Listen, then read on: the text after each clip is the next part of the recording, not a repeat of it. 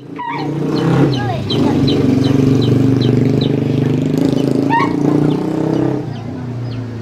is Christine. She is 25 years old. May 4 taong anak, yung panganay ko, nagkasakit siya sa bato.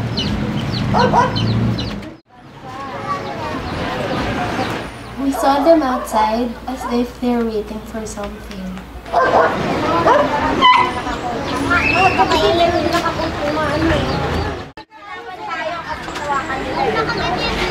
Hintay ko lang yung asawa ko. Di pa kami nananghalian eh. They haven't eaten yet, but it's already 4 o'clock p.m. Ako po si Jason, 29 years old. Trabaho ko po ay construction worker.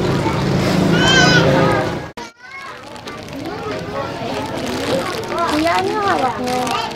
Noodles po. Alas 4 na. Nakikita ka ba kayo kumakain? Hindi pa nga po kami nagtatanghalian. Bakit di ba kayo nananghalian? Naghanap pa ako ng mautangan. Wala na kaya nun. Dito nakairam pa ako kay Aro. Baka picturean kaya kayo. Pensahan nyo na.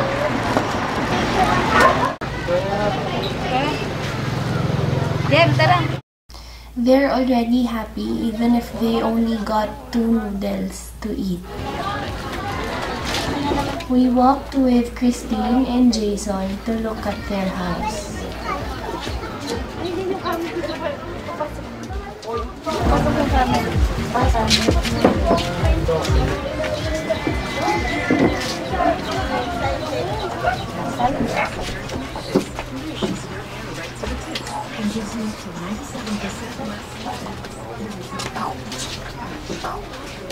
Pasok po kayo.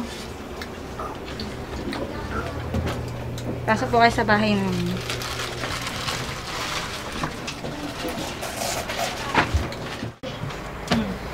As you can see, this place is too small for a family of 6.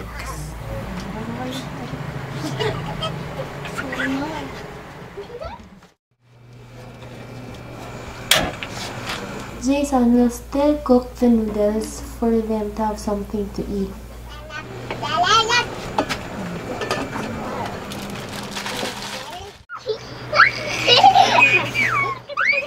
Pangupaan kami dito.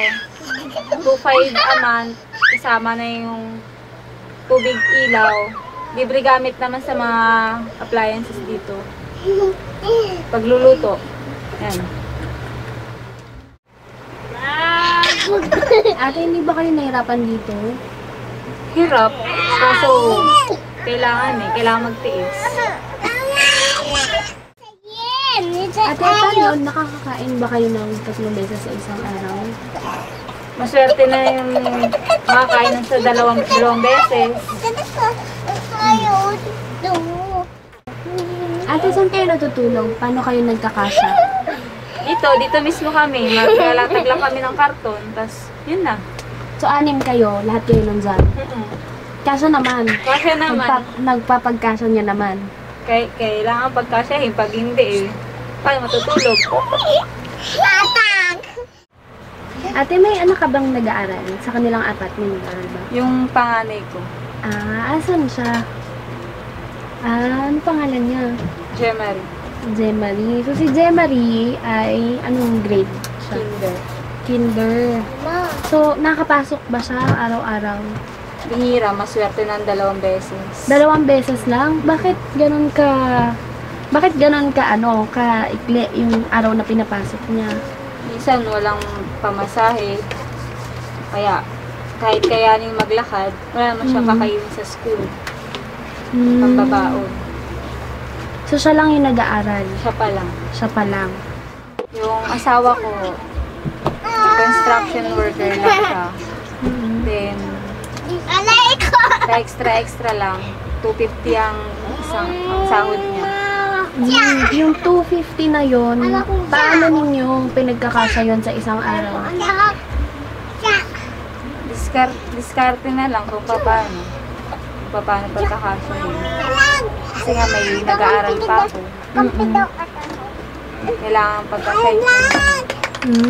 So, bale kapag, halimbawa, walang extra sa construction si Kuya Jason, bale, wala kayong pera. Wala, nangungutang. Kung nangungutang kayo para makasurvive kayo sa isang araw o sa mga ilang araw. Sa isang araw lang yun. Isang araw lang yun. Ay, open nga! Naglaro ayoko ng ganun sa akin. Bakit? Balot na to ba? Mama!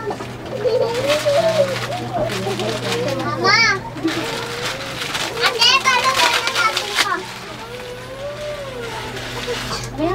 Balot! Ikaw ate, meron ka bang trabaho? Halimbawa, naglalabada ka ba? Namamalansa ka ba? O dito ka lang talaga sa bahay? Wala eh. Gustuhin ko man, may maliit pa akong kailangang alagaan. Saka maliliit pa yung mga anak ko eh. Kaya hindi ka talaga Hindi nakakapagtrabaho. kakayanin. Kasi kailangan mo silang alagaan araw-araw din. Kailangan talaga. Ligpit yan, ligpit.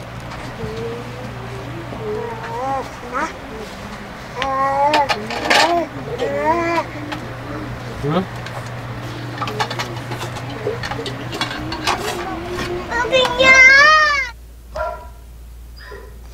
After Jason cooked the noodles for their late lunch, they will eat it all together. Bigay mo na yung ano. Babasagin. Sayin. Ito na sa'yo. Press mo muna yan, tatay. Mamaya, piliin ko. Ito lang. Mamaya pa pa. Tsara. Pukuna kita.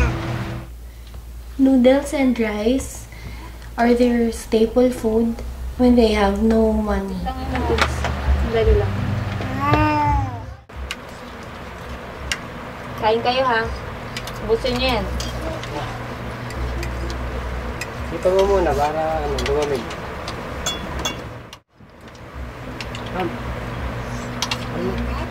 Okay, pag... Madalas ganito pagkain namin. Noodles, tuyo. Basta makakain lang, malamanan lang yung sikmura ng mga bata. Okay na yun. Yung panganay ko, 2 taon siya nung ma-diagnose na Nephrotic. may sakit sa bato. Nephrotic syndrome daw kung tawagin.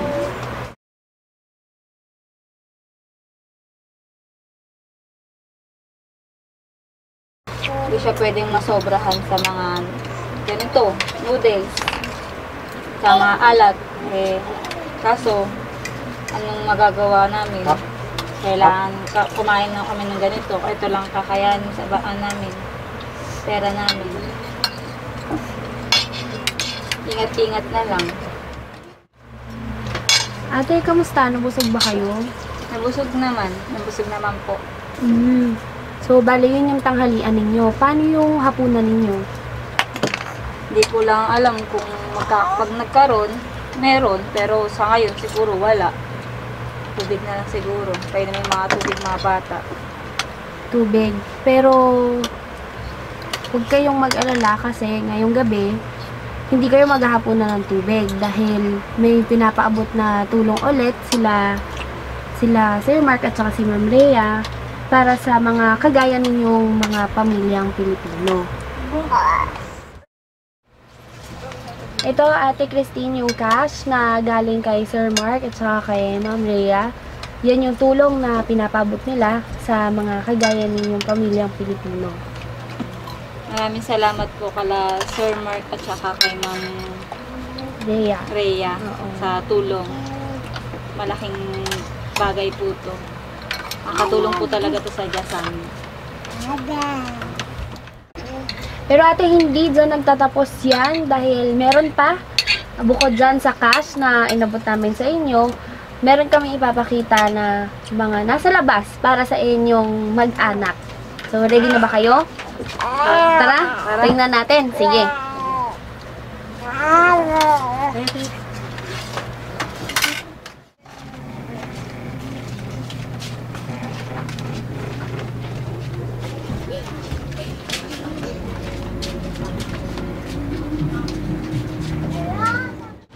Adikmin, kuya, bale, ito, magagamit ninyo to sa pang-araw-araw ninyo. So, lahat yan sa inyo. Bigas, mga dilata, mga panigo ninyo, mga sabong panlaba, lahat ng mga kailangan ninyo sa araw-araw nandyan. So, syempre, may isang magandang loob na tumulong para bigyan kayo ng mga bagay na to. Masaya ba kayo? Masaya ba kayo, ate? Masaya kami. Talaga? So, yun, lahat yan sa inyo yan. Mamaya pwede nyo yung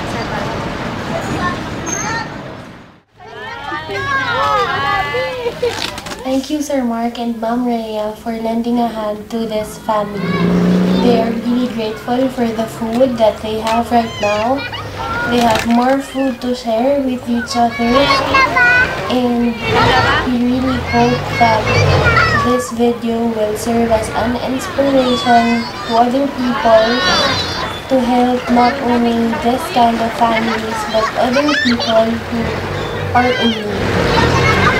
From the bottom of our hearts, we really thank you both for giving us the chance to help and execute these things for them. Maraming salamat sa mga binigay nyo. Malaking tulong yun sa amin. Malaking tulong talaga. Maraming salamat. Mula po sa pamilya ko, maraming salamat po Sir Mark sa Ma'am Rhea.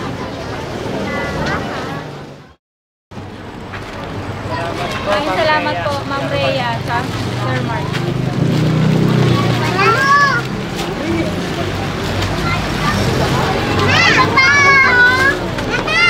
Oh, dami. Sa'yo lang yan?